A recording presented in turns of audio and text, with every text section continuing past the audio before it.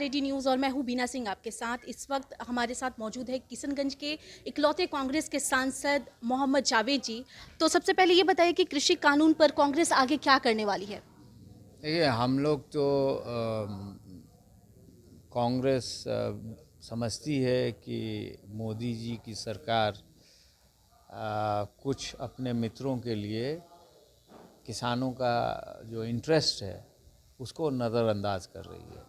हम लोग का पूरा समर्थन किसानों के साथ है और जैसे जैसे सर्कमस्टांसेस होंगे हम लोग उस हिसाब से फैसला लेंगे। अभी जो पार्लियामेंट कंक्लूड हुआ, हम लोगों ने ये महसूस किया कि इस पे अलग से डिबेट होना चाहिए। हम लोग की मांग रही, लेकिन अनफॉर्चुनेटली अलग से डिबेट नहीं करवाया गया, लेकिन एक्स्ट्रा टाइम दिया गया।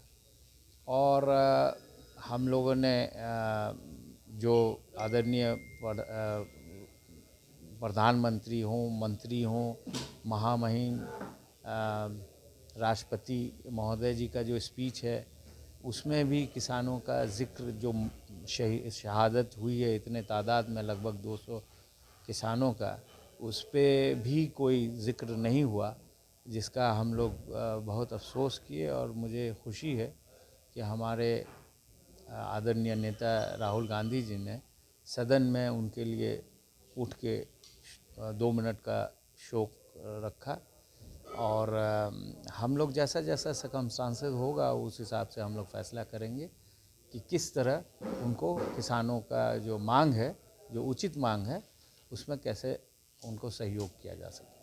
मोहम्मद जी, सत्ता पक्ष बार बार ये कहती नजर आई है कि कांग्रेस जो है वो राजनीति कर रही है किसान आंदोलन को लेकर। इस पर आपकी क्या राय है?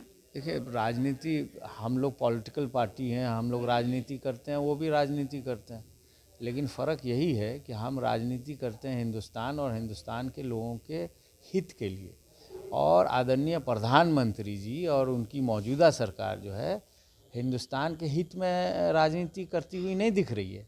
वो आपको दुनिया को पता है कि हम दो और हमारे दो, इनके दो मित्र हैं, उनके लिए हर तरह का, चाहे एयरपोर्ट हो, चाहे रेलवे स्टेशन हो, चाहे ट्रेन हो, चाहे एलआईसी हो, चाहे पीएसयूज़ हो, सब खोल दिया गया उन लोगों के लिए।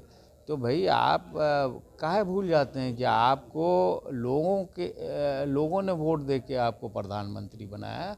आप लोगों के प्रधानमंत्री हैं, आप मित्रों के प्रधानमंत्री नहीं हैं सिर्फ।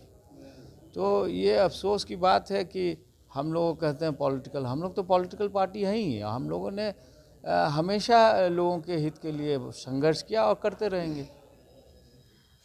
सीएम नीतीश कुमार बार बार ये कहते सुने गए हैं कि बिहार के किसान जो है वो कृषि कानून के समर्थन में हैं और वो उनका विरोध नहीं करते। इस पर आप क्या कहेंगे? देखिए, विरोध करने का तरीका ये नहीं कि आप जो है हर मुद्दे पे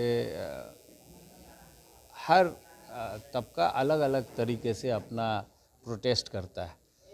तो अफसोस की बात ये है कि जितने हमारे किसान भाई हैं या मज़दूर भाई हैं, उसका एक मेजर चंक अपने परिवार को पालने के लिए बाकी राज्यों में, जिसके वजह से हम लोग को वो देखने को उतना नहीं मिल पा रहा है जो दिल्ली के बॉर्डर पे है।